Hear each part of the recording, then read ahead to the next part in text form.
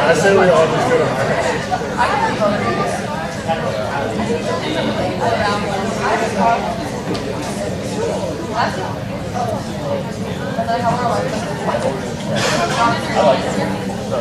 no, my kids were very close.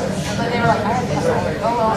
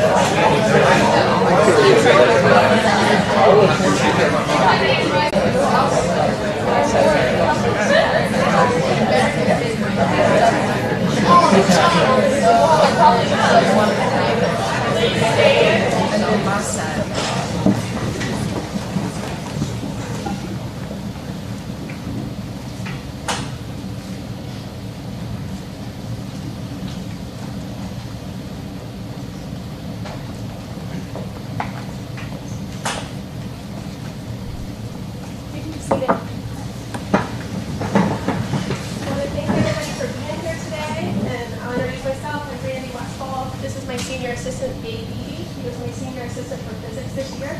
Also on the panel, we have Mary Hinson and Johnny Custer. Let's pray. Dear Heavenly Father, Lord, thank you for this morning, Lord. Thank you for Gabe. Thank you for these friends and family that are here. Just gathered to celebrate him and his accomplishments this morning, Lord. I pray that you would be with him, help him to be able to deliver what he wants to clearly, Lord, and that you would just bless his ears to receive, Lord. In Jesus' name, amen.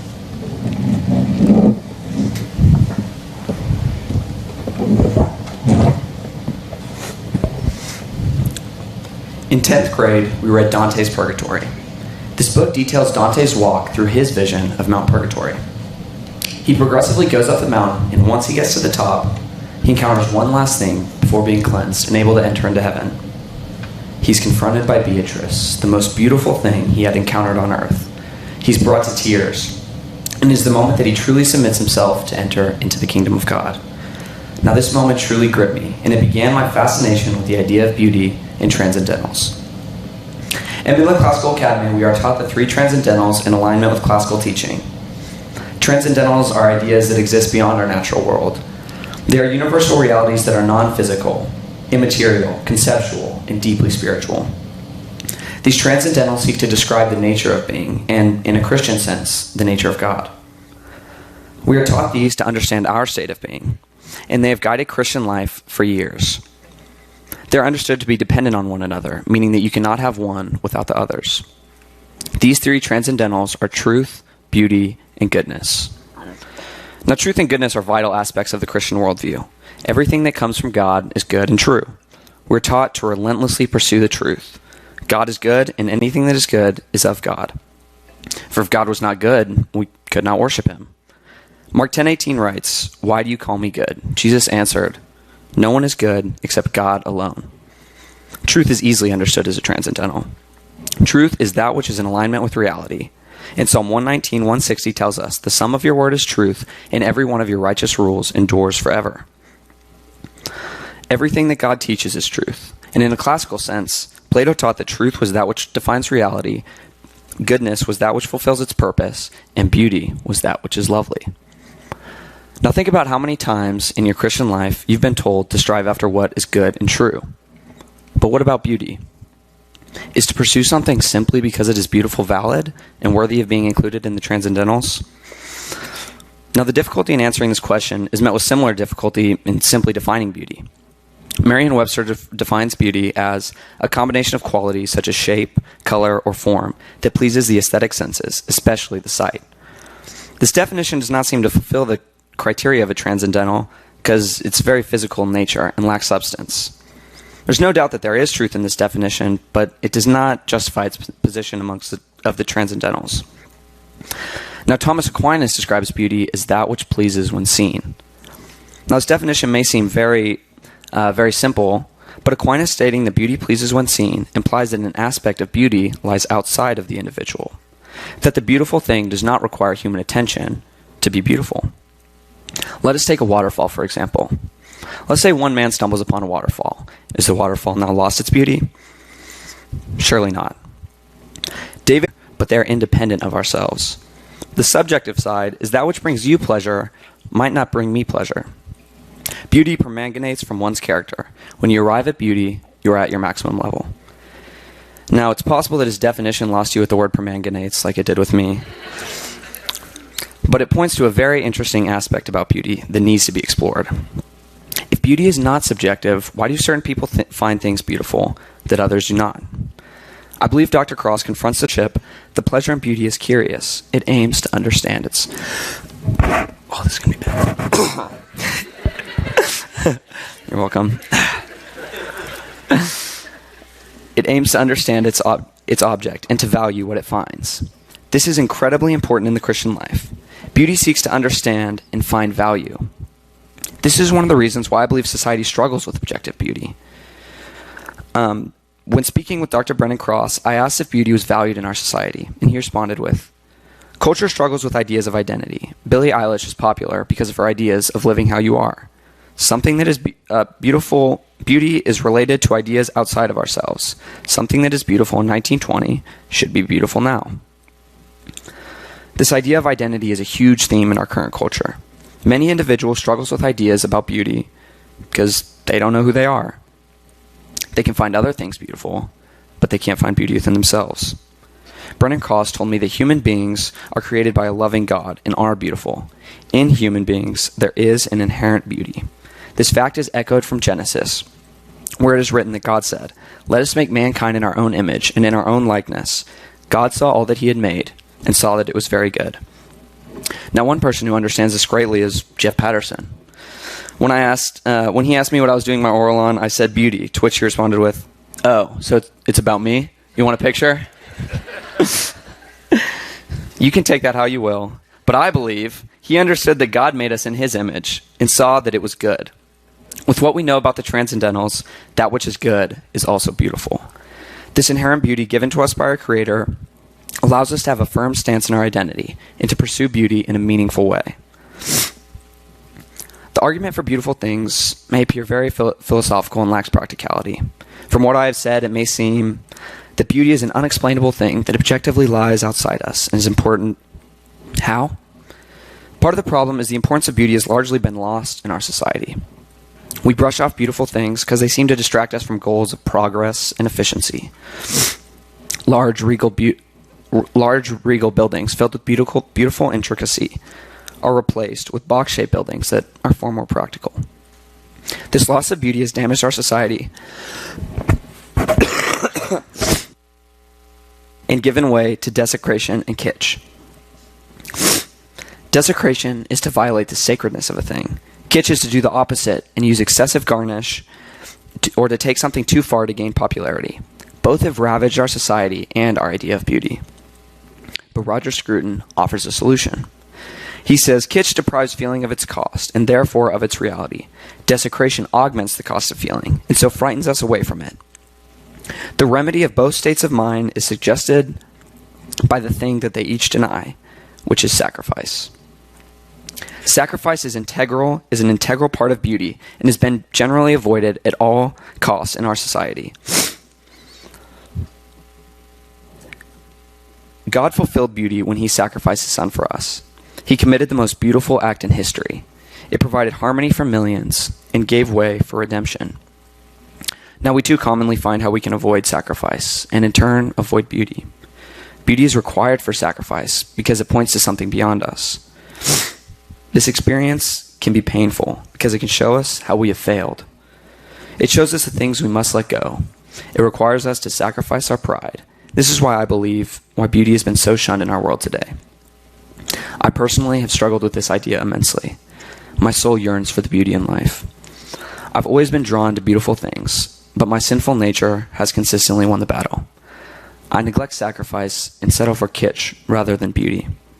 But here I believe Roger Scruton makes his most valuable point and uses art as his medium. Art as we have known it stands on the threshold of the transcendental. It points beyond this world of accidental and disconnected things to another realm, in which human life is endowed with an emotional logic that makes suffering noble and love worthwhile.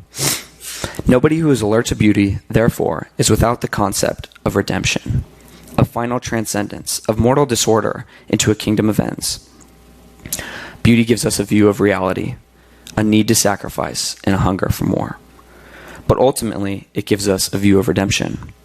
God calls us to strive after what is beautiful in Philippians 4:8, where he guides, "Brothers and sisters, whatever is true, whatever is noble, whatever is right, whatever is pure, whatever is lovely, whatever is admirable, if anything is excellent or praiseworthy, think about such things."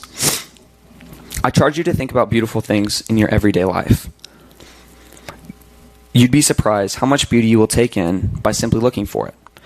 God is willing to meet you in any medium you choose, whether it be art, nature, music, or some random YouTube video. God's beauty shines through all areas of life, so go find him.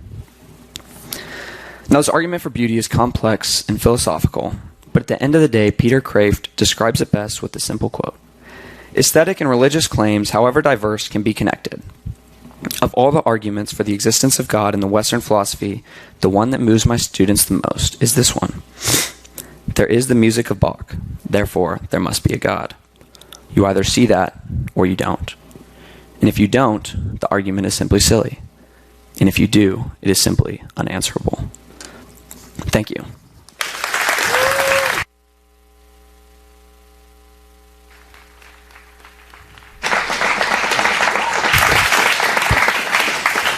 Good job, Gabe. Thank you. GIF? Well, my favorite one is the gladiator one where he puts his thumbs down, but that's just not true. Probably the Mr. Pereal. Yeah, maybe go the other way. We'll reverse it. Or the Mr. Pereal one where the kid's like freaking out from excitement. So, yeah, probably that one. Good job. All right, the first question. What are your plans for next year? I plan to go to College Station, either Blinn or A&M, and study business. Great. All right, so how'd you arrive at this topic? I kind of said it like at the beginning of the paper. I think that was the moment, reading that book. Whenever he was brought to tears by beauty, it kind of struck a chord with me a little bit. And I think I've always kind of strived after beautiful things in my life. Like, whenever I hear a song that I love, I always like watch a reaction video of it because I want someone else to like recognize the beauty with me. And everyone says I'm weird for doing that, but you know, I'll keep doing it for the rest of my life. So yeah, I think just it's something that I've always, wanted to, be in touch with. So yeah. Okay. So do you think is beauty more beautiful in a sense when it's shared, when it's a shared experience? Yeah, I think harmony has a big part to do with beauty, and so whenever you're in harmony with other people, it makes it more beautiful. So like, my sister made a YouTube video about our trip to Disney World a couple years ago, and like I rewatched it the other day, and it like made me cry because it was so beautiful. Like us being together, we grew up together, and so we don't get to see each other very much, but like that moment of us being together, there was harmony and we were all joyful, and just watching that, it really was beautiful. In your thesis, you discussed several different definitions of beauty and kind of the problems that you have with each definition. So now that you've finished your thesis, how would you define beauty? I think I would describe beauty similar to Aquinas. I would say that it's that which pleases when seen both physically and metaphysically. But I don't think it can be fully described. And kind of like I said, I think it would lose some of its importance if it was fully described, because it's something that you experience. Truth is something that which is, in alignment with reality, so you can kind of describe it, but with beauty, it's something that you have to be there and you have to experience it fully. Like, I wouldn't want to be able to read a summary of a book and be like, oh, that was beautiful, like I got the book. Like, I'd need to read the book to get it. Yeah. Okay. You talked about an experience skiing at Ski Cooper in Colorado, and this experience of just overwhelming natural beauty. You've spent a lot of your time at MCA on sports fields and sports courts. Have you had an experience on one of those fields or courts that you would describe as beautiful? I mean, like recently, whenever I hit that walk off, yeah, I gotta use it. Right. Like as I was rounding second base and I look out and everybody was like running at me, like that was like, it was almost like a pause, like a freeze frame in that moment of like everyone's running at me, court's 30 feet in the air, and it's kind of like, as only court knows. yeah. I was like, I'm not gonna go up there with him, and yeah, that's kind of a moment. I mean, I've had a lot of moments on the court where, especially this last year, like knowing that it's my last year, where I've just kind of stopped and been like, this really is a beautiful game. I love the people that I'm doing it with. I love the game. And, you know, like it almost brings you to tears in the moment. But, you know, Rob's also yelling at me, so I can't like stop there and be like, hey, I'm appreciating the beauty, man.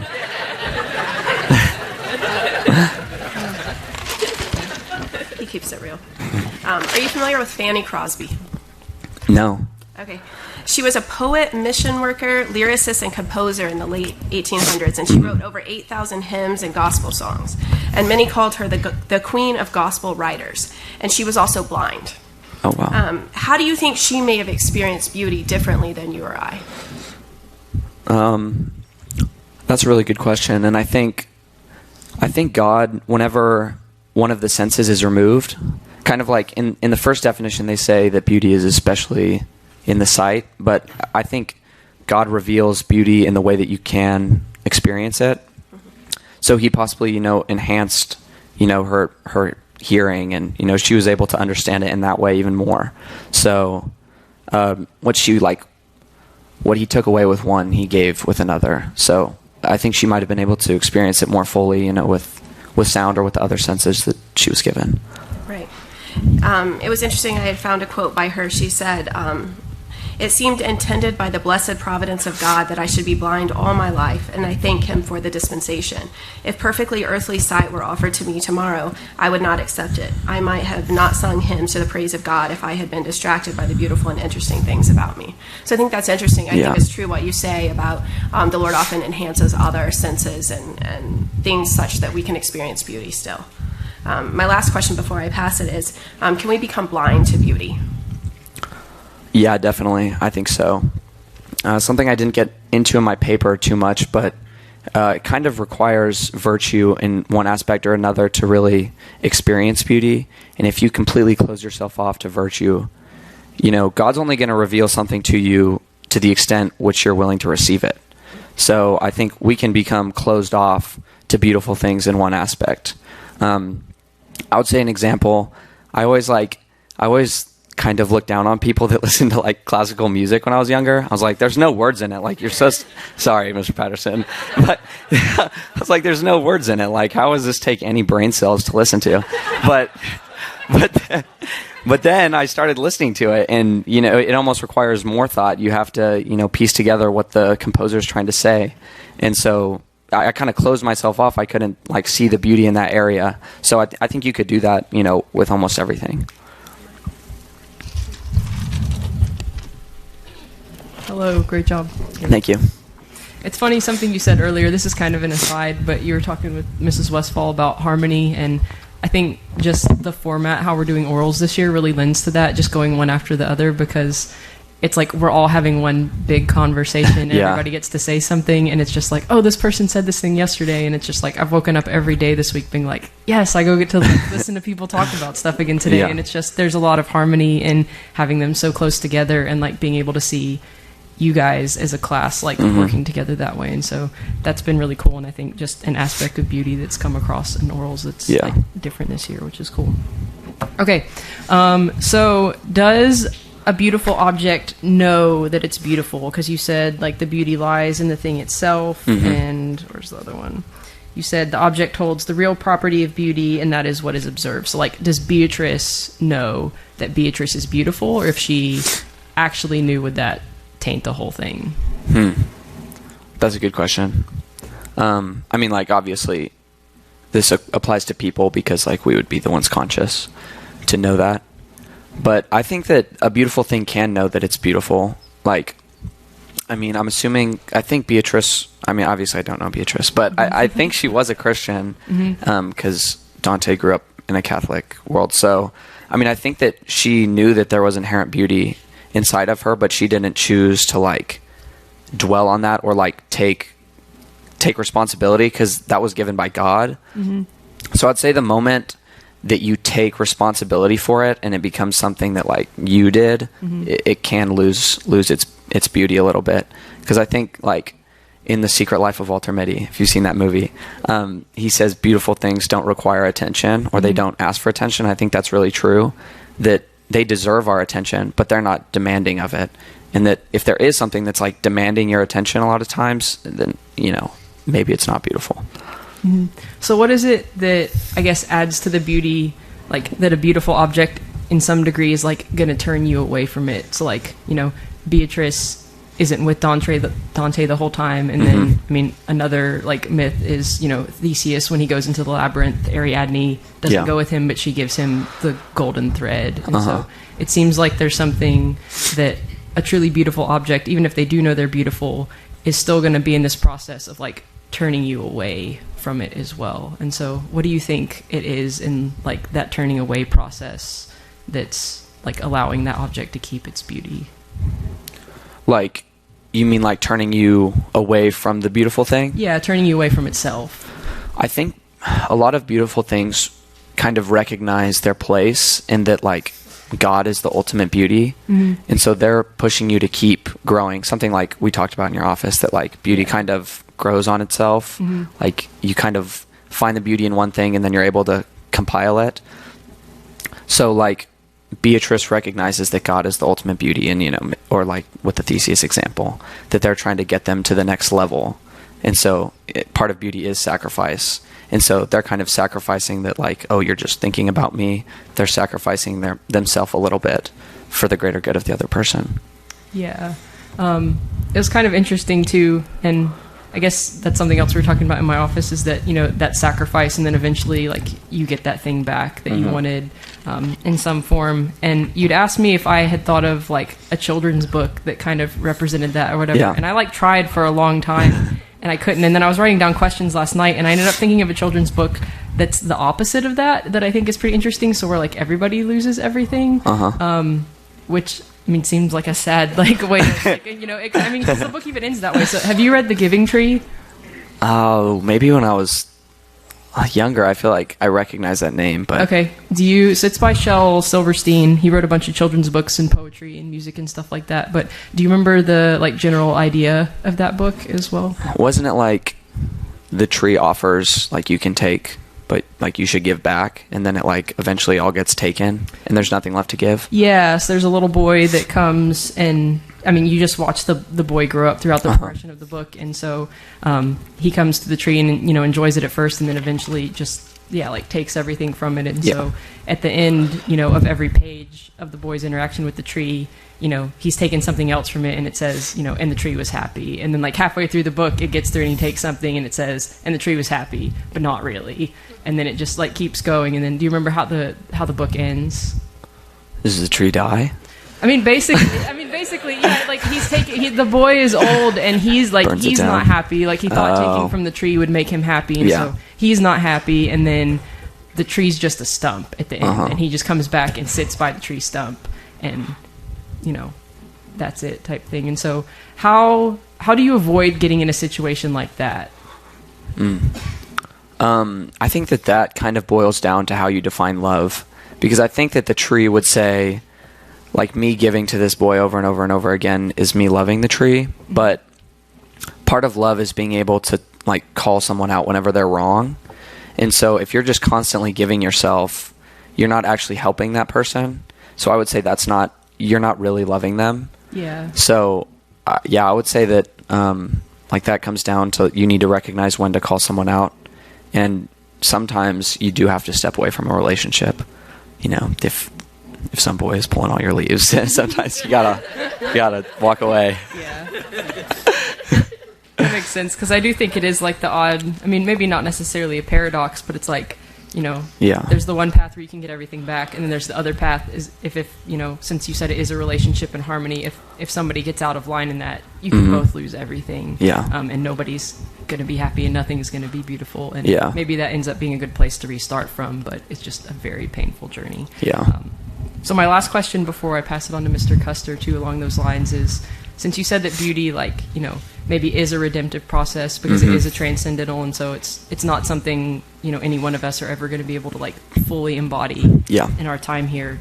How do you know when you have the redemptive glasses on, and how do you know when you have the rose-colored glasses on? Rose-colored like you're just seeing the... Yeah, so rose-colored is like you just see, you kind of... imbue something else with all these characteristics they don't possess. And so one of the ways I've heard about it is if you're wearing rose-colored glasses, all the red flags just look like flags. Okay. So, I see what you're saying. Okay. So how do you know when you're looking at something you're not just forcing beauty onto everything? Yeah. Okay. I would say something that's important about beauty that's kind of misconstrued is that everything is just pretty or whatever, everything is gorgeous, but something that I say about the transcendentals is that they all coincide with each other. And so if you really have a good grasp of beauty, you also have a really good grasp of truth, and truth is that which is in alignment with reality. So if you really had a good grasp of beauty and truth, you'd be seeing things as they really are, so you wouldn't have the rose-colored filters. Yeah. So I'd say the moment that you lose sight of the other things, of the truth and the goodness of things, you can lose sight of the beauty also, because they all do go with each other. So I would say that, yeah. Gotcha. Yeah, that makes sense. Cool. I'll see you later. Well done, Gabe. Thank you. So there's a lot in your paper that I love, and of course most of it we won't ever be able to touch on, which is a shame. Yeah. But first I want to have a little beauty check. So, first, is your car beautiful? My car? I think the inside... I think if a mechanic were to come across the inside, they could recognize the beauty of the engine and stuff and how it's constructed. It is Toyota, so it'll last forever. So there's beauty in that for sure. There is.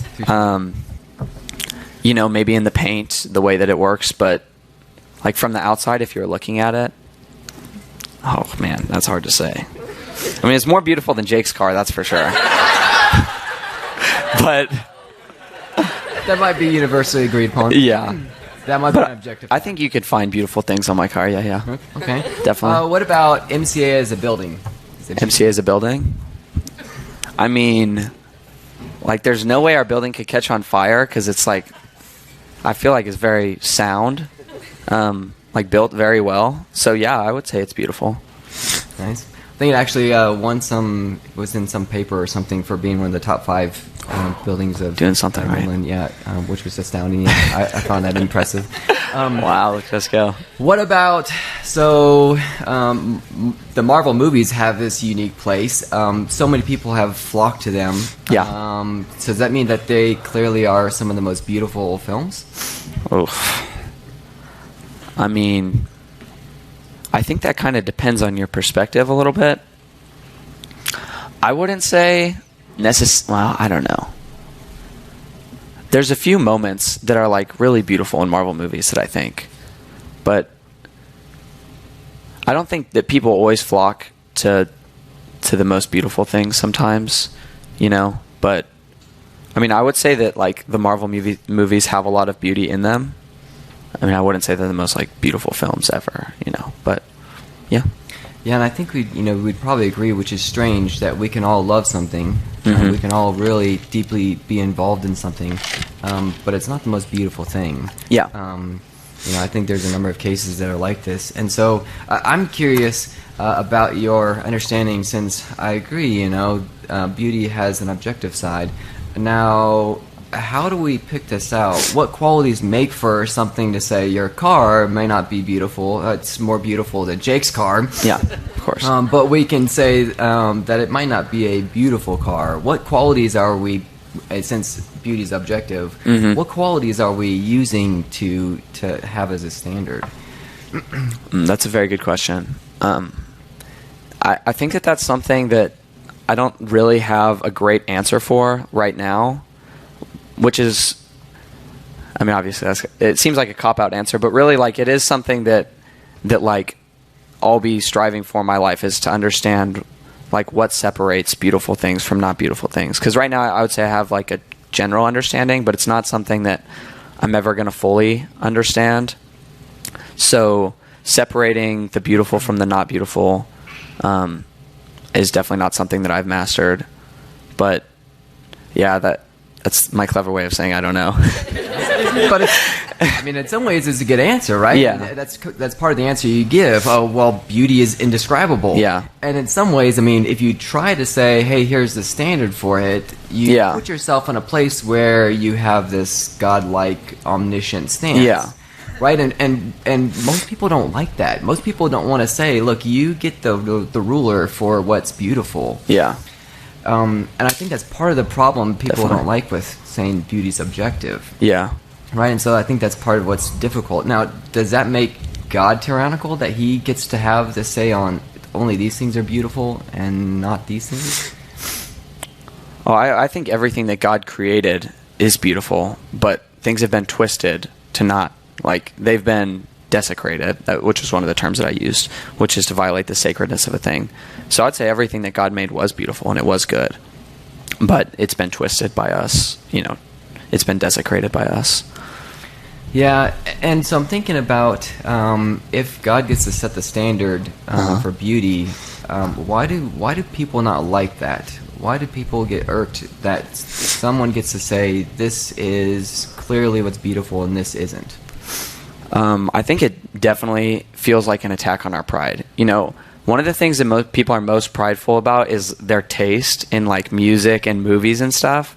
And so if you're to like come across and be like, objectively, that was a horrible movie, they would be like, well, that's your opinion, like, so I feel like pride is probably the biggest thing, and beauty does require sacrifice, and that's the thing that we generally don't want to sacrifice when it comes to beauty is pride, because we want to admit that we have the best taste, we have the best, so I would say that. Yeah, I think you're right. You on talking about how beauty is indescribable, and I think there is this point where if you're able to describe it, that there's some part of it that you're either missing, you're not really catching, or you're more putting yourself in place of the thing. Yeah. But would we say that about God? I mean, is it really true of God that? Part of the reason you say it's indescribable is because you say, well, if we could actually know all the qualities, then it would lose its importance. But is that really true of God? If we knew all His qualities, if we experienced them, if we could point them out, would that make God's qualities less important? I think the losing its importance part is that you don't want to give a summary of something. Like, I don't want to be able to type a summary about the relationship of God and give it to you, and then boom, like, oh, I understand it. Like, the importance is in the experience of the thing. So I think I was coming at it more from that side rather than like the qualities of God aren't important, because yes, obviously if you were able to somehow describe all of God, it would be incredibly important and your mind would probably explode. So yeah, I doubt we'd ever be able to. Yeah, I don't think we could. I don't think even heaven we can. Which is why I think you're onto something that for us who are limited, finite, we wouldn't be able to get there. Mm-hmm. One last question. You say that in Dr. Cross's definition that seemingly implies that only people of good moral character can observe beautiful things, and then you say, well, this isn't true.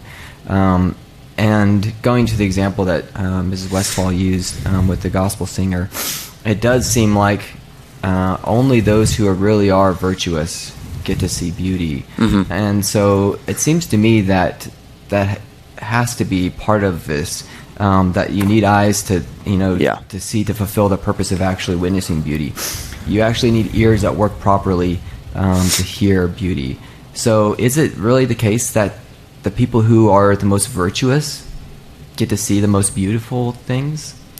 I think definitely so. That was probably the part of the paper that I kind of grappled with back and forth the most, was like, oh, do I want to say that people who aren't virtuous can't see beautiful things?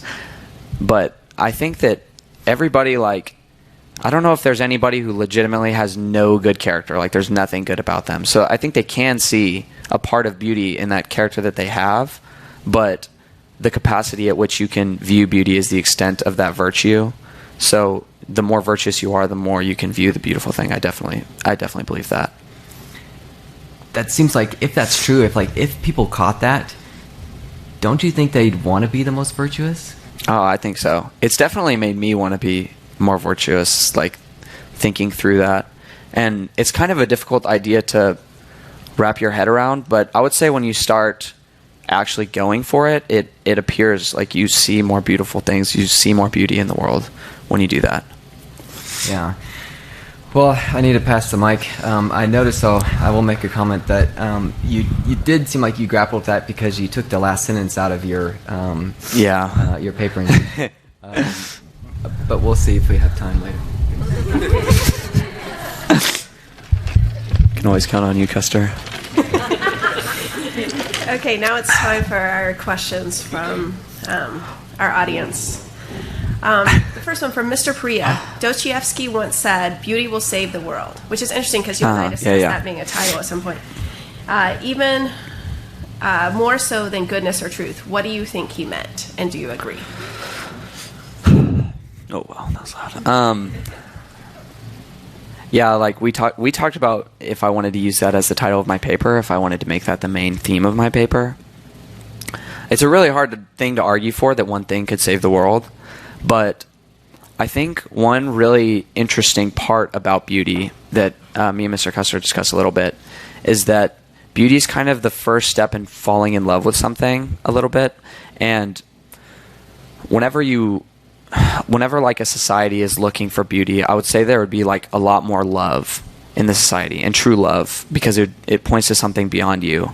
And so in that aspect, I can see how it could save the world. If we were a lot more focused on love, I think it could, be world changing or even community changing. Okay, a question from Elise Griggs. If things have been desecrated in this world that God has created, and those things are no longer beautiful, are we as sinners no longer beautiful creations of God? That's a really good question. I think that we are not without redemption. That's an important part of beauty. And even the beautiful things that have been desecrated, they're not without redemption also. So we can still be removed. And there still is, like that part of us that we're made in the image of God that can be redeemed. So, yeah. So. Okay. All right. Also, you and I have discussed the Great Divorce several times. Yeah. I was excited when you were finally reading it. You considered sharing the story of the unicorn. So tell us a little bit more about that. So there's a part in the Great Divorce. So the Great Divorce is C.S. Lewis's kind of version of heaven and hell. And so in the book, there's ghosts and spirits. The ghosts are like those who dwell in hell. And it's the mindset of the people who dwell in hell. They're only thinking about themselves. So they can even go to the place where the spirits are. The spirits are the people who've accepted God. So they can go where they are and discuss with the spirits, but they're still in their own mind hell. And there's this one lady that is so focused on herself. She doesn't want anyone to see her. She's like consumed with her own shame. She's the only thing that she's thinking about. And then there's a moment she's kind of like arguing with the spirit. And then a unicorn jumps out and it like scares her. But the unicorn is beautiful. And for a split second, it makes her think about something other than herself.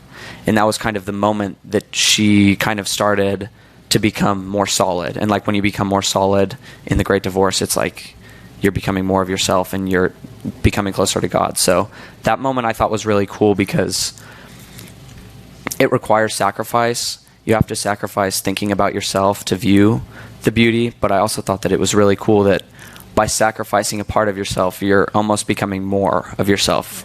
So, yeah. Okay. And my last question. How have you walked the beautiful path at MCI?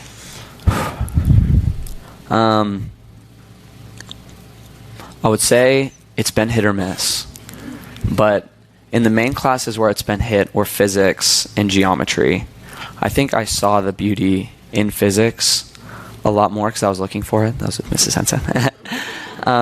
just in the way that things work together, that we can solve for things, like how God made all of these things work together, that like this equation will always solve for this. I thought that was really beautiful. And then in geometry, when we did the compass where you draw the like propositions, I thought that was like so cool. And so I put like a lot of time into that. And whenever I was pursuing those things, because I thought that they were beautiful, it didn't feel like schoolwork anymore. It just felt like, oh, this is awesome. I get to like learn. But I definitely didn't do that for every class, and I wish I would have, because I wouldn't have even felt like school, you know? Right. Okay. Good job. Okay, so before I get into my next like line of questioning, I'm curious like what your favorite paradox is. Like I know you've said beauty is something you can't really explain, but like what other paradoxes do you just enjoy like thinking about? Faith is a really interesting paradox for me to think about. Because there's the argument like, so if you can reason to God's existence or whatever, like if you could fully reason that God exists, you wouldn't really need faith anymore. So it's kind of this interesting paradox that God gave us enough reason where we still requires faith. Yeah. But you're never going to get to the point where it's like, oh, I've reached it. There's no doubt that God exists. You still have to have like some kind of faith. So it's like that paradox of reason and faith. I think that's really interesting and really interesting to think about. Gotcha. That's cool. I was just curious, like, what other like subjects like this you've spent a lot of time like thinking about and just really enjoy. Okay, so you talk about near the end of your paper and speech, just kind of defacing beauty through like desecration and then kitsch.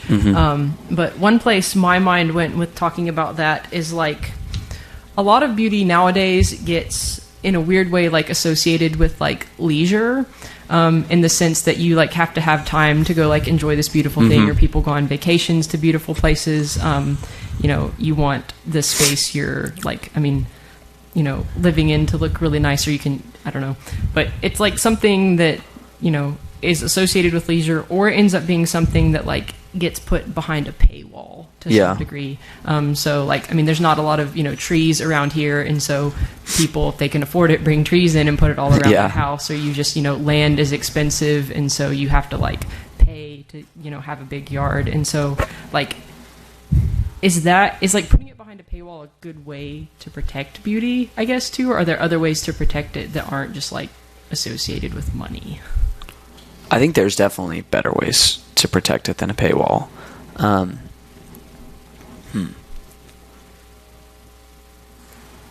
So your question is like, what are other ways to protect it rather than can we protect beauty? Because if it is a transcendental and if it is an aspect and quality of God, it seems like there's some aspect of it that should be equally accessible to everybody, regardless of where they are. And so if beauty is always kind of associated with behind this paywall, or I have to have extra time to be able to go experience it, like how else should we be protecting it besides just money? I think part of it is with the definition of how we define it.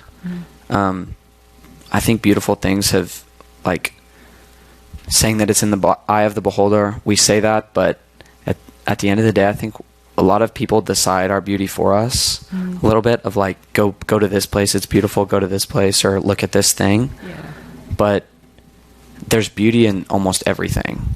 And I think kind of a respect for God and a respect for his creation would be the best way to like to preserve beauty, I think, in that way. That's how I would say, just a respect for God. Or just respect. Yeah, that makes sense. Let's see what else I have. So are there like gradients of beauty as well? So like a child versus an adult offering the same things. I mean, even thinking about like sports, and just here, like more people go watch the high school games than the middle school games, and there's something that you would just think, well, that's better basketball, it's more beautiful maybe, or something. But like, is it really, or like, why do we make those distinctions? Like, is a small child offering that same thing just as good as you guys? I think it kind of depends on what you're like going there for. If you're going there for the beauty of the game, then I think you'd rather watch a high school game than like a bunch of kids throwing a ball around. But I think that it really does depend on what you're going there for. But I think you could probably find just as much beauty in watching little kids run around and play basketball too. It would just kind of depend on the mindset of what you're going there looking for. But if you have like an open, this is something that we talked about, like as people get older, they seem to close themselves off to ideas of beauty. And there was the C.S. Lewis, was it C.S. Lewis quote? Yeah. That you sent me? Yeah. That was like, as he got older and became an adult, he realized that it was okay and it was good for him to go read like fantasy tales out in front of people. He thought that being an adult was not doing that, but it's actually like having confidence in doing that that was being an adult. So yeah, I think you could probably get that capacity both ways. So what's something you've learned from like a kid or a small child or something like that, I would say?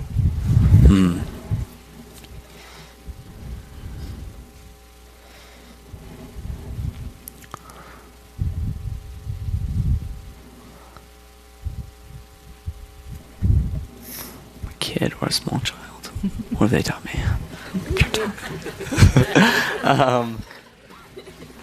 I mean, I can't think of a specific example, but just like you watch kids just like run around, like a sprinkler goes off and they're just like, oh my gosh, and they go run around and play in it, and like that childlike wonder is something that like I'm like, oh, I wish that I had that like in this moment, because it really does make life more enjoyable. And you find the beauty in things whenever you still have that childlike wonder. Yeah. So, I mean, that would be the main thing for kids, just that excitement and that enthusiasm. That's definitely something that I could learn from them. Yeah, that's cool. I like having that perspective, I guess, because, I don't know, it's interesting, like, teaching a range of classes from, like, 7th grade to seniors. And I think, like, it's easier to just say, I want to, you know, talk with and meet with the high school kids, because you know you can have a better discussion. You're not doing as much like crowd control in the classroom. But I think that is like something, I don't know, that I found to be valuable, and I think the school tries to instill in y'all, just like RT groups and things like that, like where you are investing and spending a lot of time around people that are younger and kind of getting that perspective like you've been talking about, and allowing them to teach you as well. And there's something that's like really beautiful. Yeah, for sure.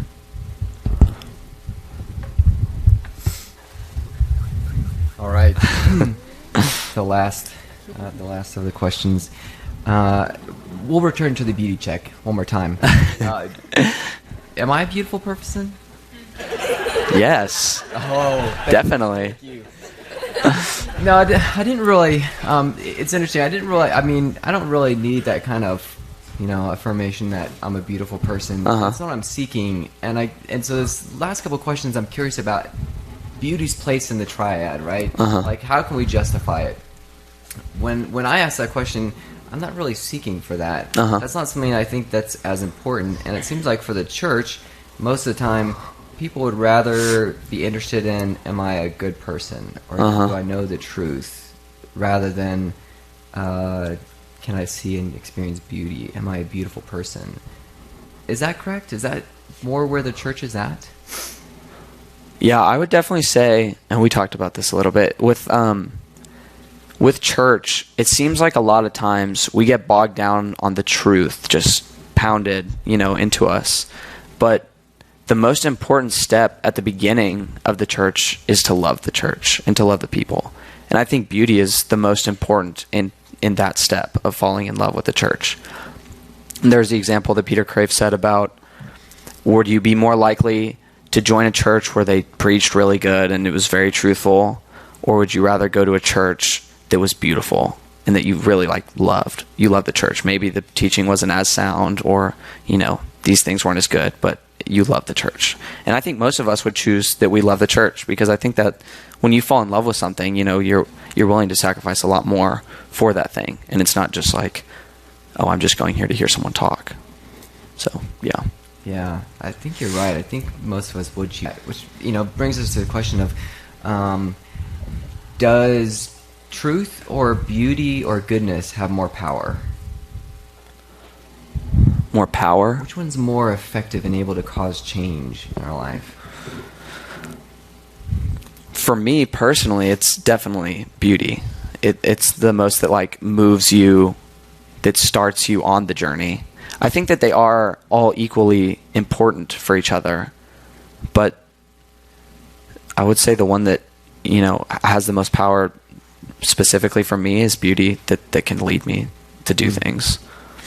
So why should we, it seems like we have good validation for chasing after truth for truth's sake, and Yeah. goodness for goodness' sake. Yeah. But not so much in the church for chasing after beauty for beauty's sake. Yeah. How could you encourage us to do that? I would encourage, look for the beautiful things that God has already given you. Because we have this misconception that, I got to go look after beauty. Like, I need to go find all these new things and read, like, this new genre of music and, watch this new movie or something like that. But, God's beauty is in the things that you already do. I think you're just not seeing it. And once you open yourself to that, you're going to see it a lot more. You just have to be willing. I'm going and taking a calculus class.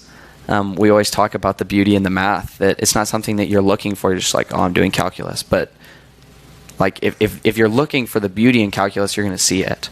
So I think that's the biggest change in the mindset, is look for it in the things that you've already been given.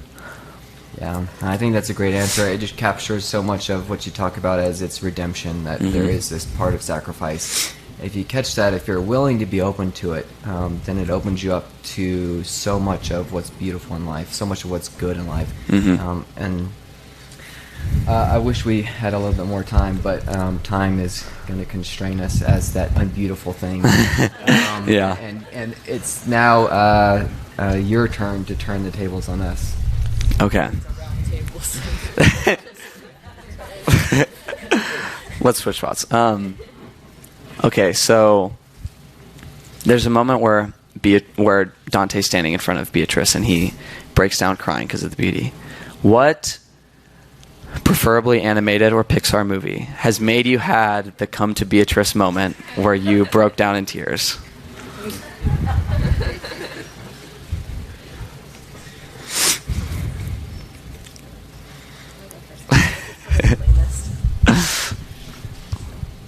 I don't know. It's a common joke within our family that I don't have many emotions. So I would say overall, I can't say that I've ever cried in a Pixar movie.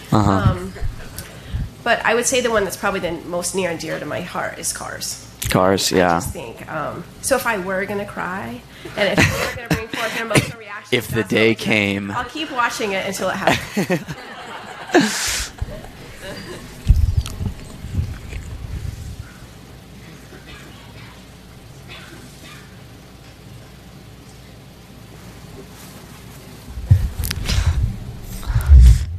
So I keep waiting for the reason for why I kind of tear up at this point, but it's eluding me. But there's been a couple, but one of them was what is it, Inside Out? Yeah. I remember that one. And I'm trying to remember the point at which it Was it Bing Bong? Whenever they have to sing the song to get okay. No. That part got me. Yeah, but there's something that that got me, and I think that still does. And even it's interesting. Even Cars does. The first one where Lightning decides to make that decision of, no, I'm gonna give dignity to this person who wrecked. There's something in me that says, yeah, I'd fight and die on the hill every day. Yeah. I'd stand with you. And so there are a lot of really simple films, but that capture something beautiful in them. Yeah, for sure.